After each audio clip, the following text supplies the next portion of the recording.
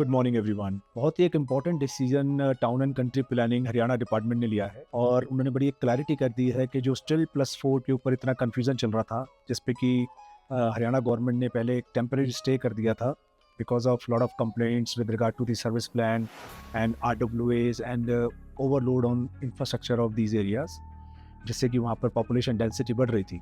अब उन्होंने क्लियर कर दिया है कि उसके ऊपर उन्होंने विद सर्टेन राइडर्स के साथ वो रिस्ट्रिक्शन उठा ली है। स्टिल प्लस 4 की कंस्ट्रक्शन अलाउड हुई, but there certain Riders.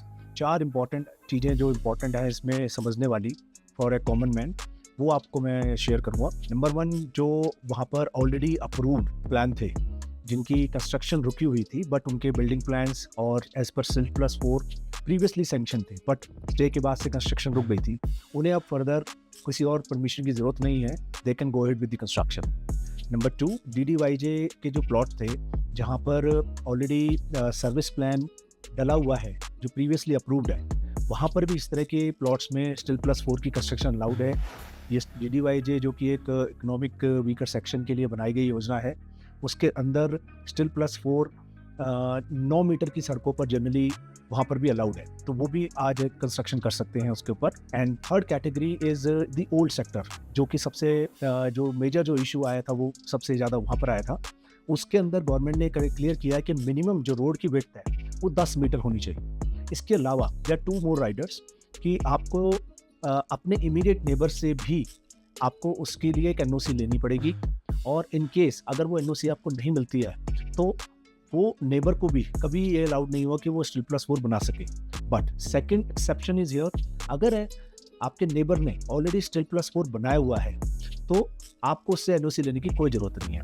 Number 4 जो इम्पोर्टेंट पॉइंट है कि जिन बिल्डिंग्स को बिना बिल्डिंग प्लान के अप्रूवल के इस दौरान में बनाया गया था और स्टिल प्लस 4 तक वो ले गए थे despite having the stay by the government, और उनके लिए ऑर्डर था कि भाई उनके 4th फ्लोर की को या तो उन्हें गिराना पड़ेगा और देयर में be some demolition order.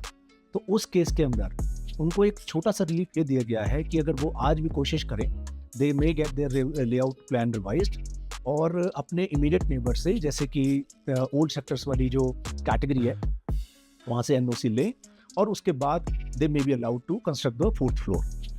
In case they are not able to get the NOC, तो उसमें भी गवर्नमेंट ने एक कमेटी के अंदर उस मैटर को हियरिंग में ली और वहाँ वो मैटर डिसाइड होगा कि whether they should be allowed और नॉट। So it's a big relief and it's a big move by Haryana government. तो this is going to really fuel some real estate prices. आज के अखबार की बहुत बड़ी न्यूज़ है ये। If you need more such updates, जुड़े रहिए रियलिटी कनेक्ट विद राजीव के साथ।